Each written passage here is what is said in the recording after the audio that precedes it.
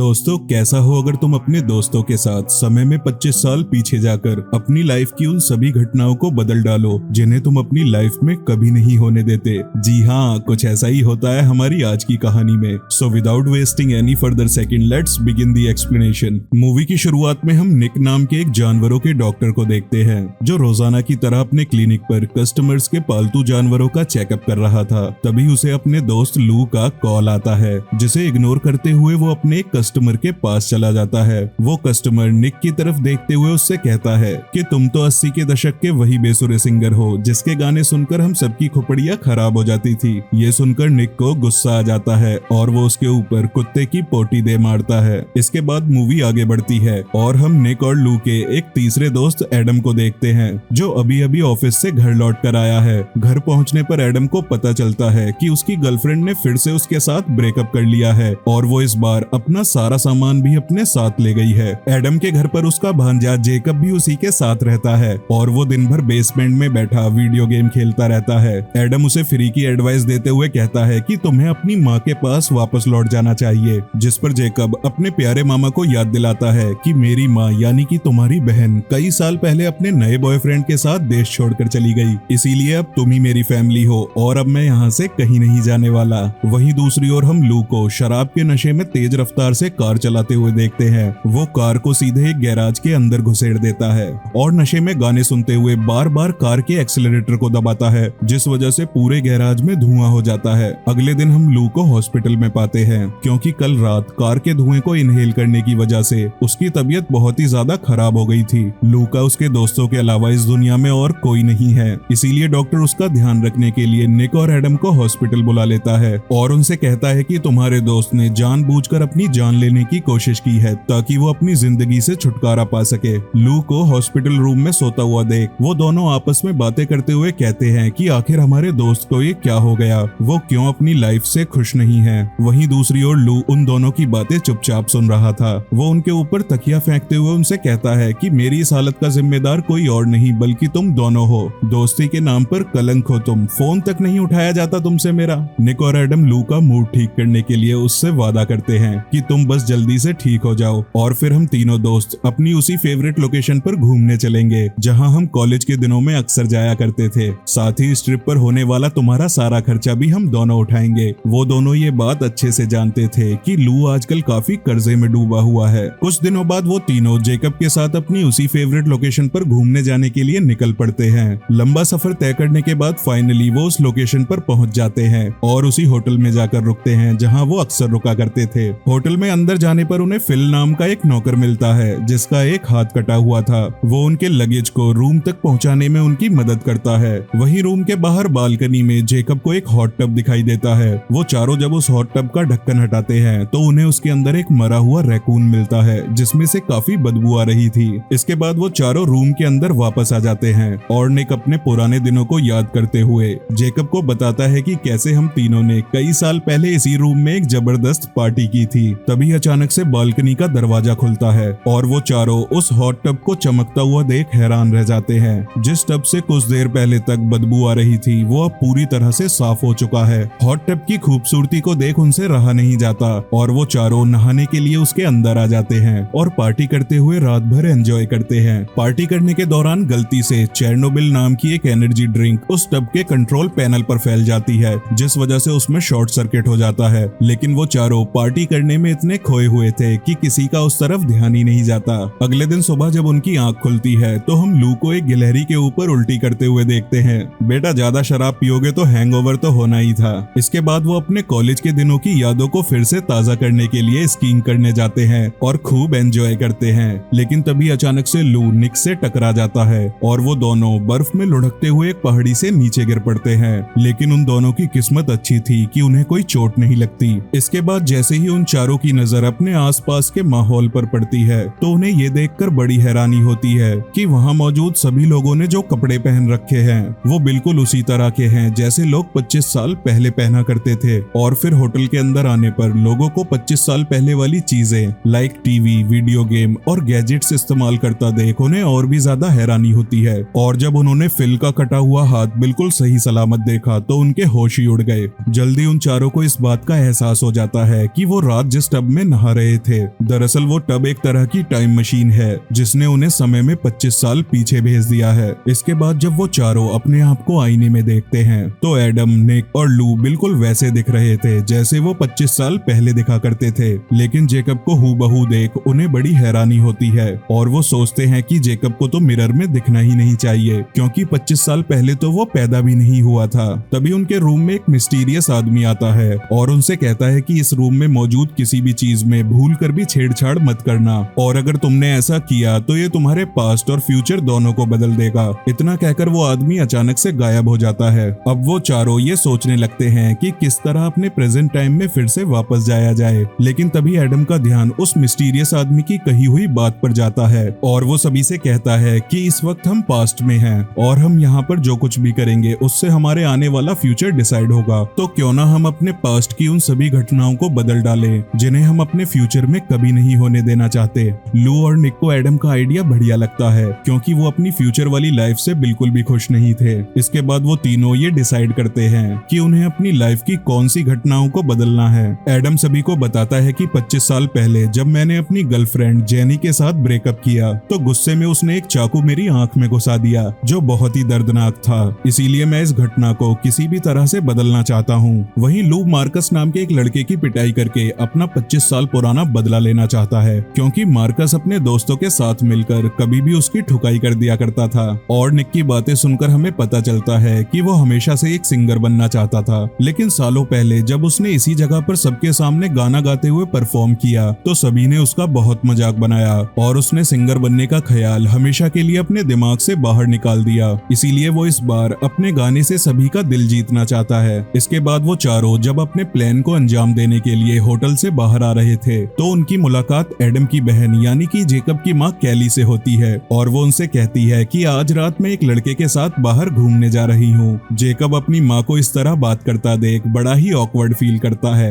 अब सबसे पहले एडम अपनी गर्लफ्रेंड जेनी के साथ ब्रेकअप करने के लिए उसके पास जाता है, लेकिन जेनी का मूड देखकर उसे लगता है कि इस वक्त ब्रेकअप की बात करना सही नहीं होगा, कहीं वो गुस्से में मुझे फिर से चाकू ना मार दे। इसीलिए वो ब्रेकअप की बात को साइड में कर देता है और उसे अपने साथ होटल में हो रही पार्टी में चलने के लिए कहता है। पार्टी में पहुंचने पर जेनी डांस करने के लिए सीधे क्राउड के बीच में पहुंच जाती है। वहीं एडम एक ड्रिंक लेने के लिए बार के पास रुक जाता है। तभी उसकी मुलाकात अप्रैल नाम की एक लड़की से होती है और उन दोनों के बीच होने वाली बातचीत से हमें पता चलता है कि वो लड़की एक न्यूज रिपोर्टर है जो इस पार्टी को कवर करने यहाँ आई है। वहीं होटल के बाहर लू और मार्कस अचानक से एक दूसरे के सामने आ जाते हैं। मार्कस लू के मुंह पर एक जोरदार मुक्का मारकर उसे नीचे गिरा देता है और उसका बैग लेकर वहाँ से चला जाता है। तभी एक लड़की लू के पास आती है और उसके चेहरे पर लगी चोटों के निशान देखकर उसकी मदद करने के लिए कहती है। वो लड़की लू और जेकब को अपने रूम में ले जाती है और फिर लू के चेहरे पर दवाई लगाने के बाद वो उन दोनों के साथ इंटीमेट होने लगती है।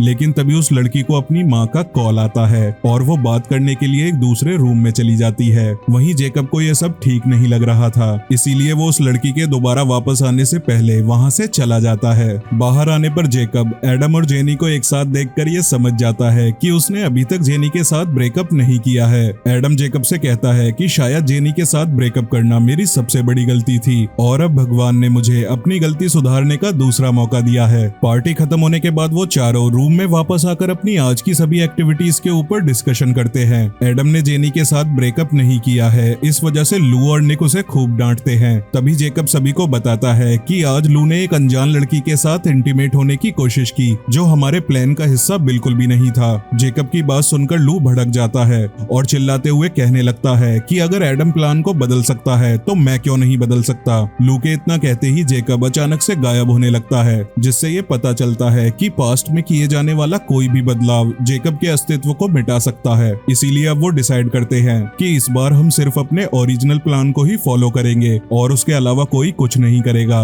एडम तुरंत जेनी से ब्रेकअप करने के लिए उसके पास पहुंच जाता है और जैसे ही वो उससे ब्रेकअप की बात कहने वाला होता है तभी जेनी उसे एक ब्रेकअप नोट देते हुए कहती है कि अब मैं तुम्हारे साथ कोई रिलेशनशिप नहीं रखना चाहती। ये सुनकर एडम बड़ा ही फ्रस्ट्रेटेड फील करता है और उससे कहता है कि जब पिछली बार मैंने तुमसे ब्रेकअप की बात की थी तो तुमने एक चाकू मेरी आंख में घुसा दिया था। गुस्से में एडम उसे बताता है कि कैसे तुम फ्यूचर में अलग अलग लोगों के साथ प्रेग्नेंट होगी। ये सुनकर जेनी को गुस्सा आ जाता है और वो अपने हाथ में लगी एक चॉपस्टिक को उसके सिर में घुसा देती है। वहीं दूसरी ओर लू और निक अपने प्लान को अंजाम देने की बजाय होटल के बार में गेम खेलने लगते हैं। तभी टीवी पर चल रहे मैच को देखकर लू को ये ख्याल आता है कि अगर वो इस मैच के ऊपर बैट लगाए तो वो ढेर सारे पैसे जीत सकता है, क्योंकि इस मैच के नतीजों का उसे पहले से ही पता है। लू एक के बाद एक कई सारी शर्त लगाता है और ढेर सारे पैसे जीत जाता है। तभी एक आदमी उसे मैच पर अपने सारे पैसे लगाने के लिए चैलेंज करता है। लू को मैच के रिजल्ट्स के बारे में पहले से ही पता है, इसीलिए वो उसके चैलेंज को एक्सेप्ट कर लेता है। लेकिन तभी अचानक से मैच के बीच में वही गिलहरी आ जाती है जिसके ऊपर लू ने उल्टी की थी, जिस वजह से मैच के नतीजे बिल्कुल पलट जाते हैं और लू शर्त में अपने सारे पैसे हार जाता है। वहीं दूसरी ओर एडम ब्रेकअप के बाद काफी सैड फील कर रहा था, इसीलिए वो खुले आसमान में बाहर जाकर तारों को निहारने लगता है। तभी वहाँ पर अप्रैल भी आ जाती है और वो दोनों तारों को देखते हुए एक दूसरे से रोमांटिक बातें करने लगते हैं। इसके बाद अप्रैल एडम को अपने साथ एक घर में ले जाती है। एडम उसे बताता है कि कैसे उसके पिता के जाने के बाद उसकी जिंदगी बिल्कुल सूनी हो गई, जिस पर अप्रैल उससे कहती है कि अपने पिता के जाने की वजह से तुम्हें अपनी जिंदगी बर्बाद नहीं करनी चाहिए और क्या पता तुम्हें जल्दी ही कोई ऐसा मिल जाए जो तुम्हारी जिंदगी के सूनेपन को खत्म कर दे। इसके बाद वो दोनों जैसे ही एक दूसरे को किस करने के लिए नजदीक आते हैं, तभी उस घर का ओनर वहां आ जाता है और उन दोनों को भागना पड़ता है। इसके बाद हम लू और निक को होटल के बार में ड्रिंक करते हुए देखते हैं। निक लू से कहता है कि जब पिछली बार मैंने सबके सामने गाना गाते हुए परफॉर्म किया था तो सभी ने मेरा बहुत मजाक बनाया था, इसीलिए मैं नहीं चाहता कि फिर दोबारा से मेरे साथ वही हो। लू निक को मोटिवेट करते हुए उससे कहता है कि तुम्हें डरने की कोई जरूरत नहीं है और हम अपनी लाइफ के किसी भी पॉइंट पर अपने डर को हरा सकते हैं। लू की बातों से निक मोटिवेट हो जाता है और स्टेज पर जाकर सभी के सामने गाना गाते हुए एक शानदार परफॉर्मेंस देता है। इसी दौरान होटल के कमरे में जेकब की मुलाकात फिर से उसी मिस्टीरियस आदमी से होती है। जेकब उससे पूछता है कि हम अपने प्रेजेंट टाइम में वापस कैसे जा सकते हैं, जिस पर वो उसे बताता है कि चेरनोबिल एनर्जी ड्रिंक का इस्तेमाल करके ही तुम उस हॉट टब टाइम मशीन को दोबारा से एक्टिवेट कर सकते हो, क्योंकि उस एनर्जी ड्रिंक के अंदर कुछ खास तरह के केमिकल्स पाए जाते हैं जो टाइम ट्रेवल करने में मदद करते हैं। वहीं दूसरी ओर मार्कस को लू के बैग से मिले सामान को देखकर ऐसा लगता है कि लू एक रशियन जासूस है और जब ये बात वो अपने दोस्तों को बताता है तो वो उसे ये सारी बात पुलिस को बताने के लिए कहते हैं, जिस पर मार्कस उनसे कहता है कि पुलिस की कोई जरूरत नहीं है, मैं इस मामले से अकेले ही निपट लूंगा। इसके बाद हम देखते हैं कि एडम, अप्रैल और जैकब उस बार में पहुंच जाते हैं जहां निक परफॉर्म कर रहा था।